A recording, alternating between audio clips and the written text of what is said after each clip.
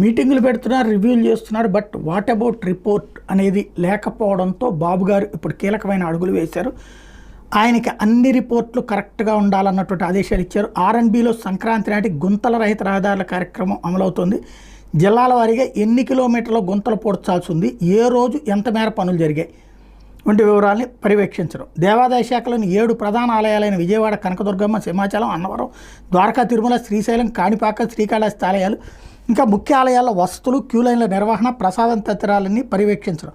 దీనికోసం ఆలయాల్లో ఆన్లైన్లో దర్శనం వసతి బుక్ చేసుకుని దర్శనం పూర్తి చేసుకున్న వాళ్ళతో IVRS ద్వారా కాల్ చేసి మాట్లాడేటటువంటి అంశం.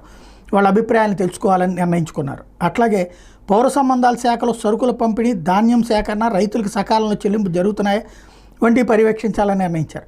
రెవెన్యూ శాఖలో ప్రజల నుంచి ఏ అర్జీలు వచ్చాయి, అవి ఎంతవరకు పరిష్కారం అయ్యాయి, జాప్యం అవుతుంటే కారణాలు ఏంటి వంటివన్నీ కూడా స్వయంగా చంద్రబాబు పర్యవేక్షించబోతున్నారు.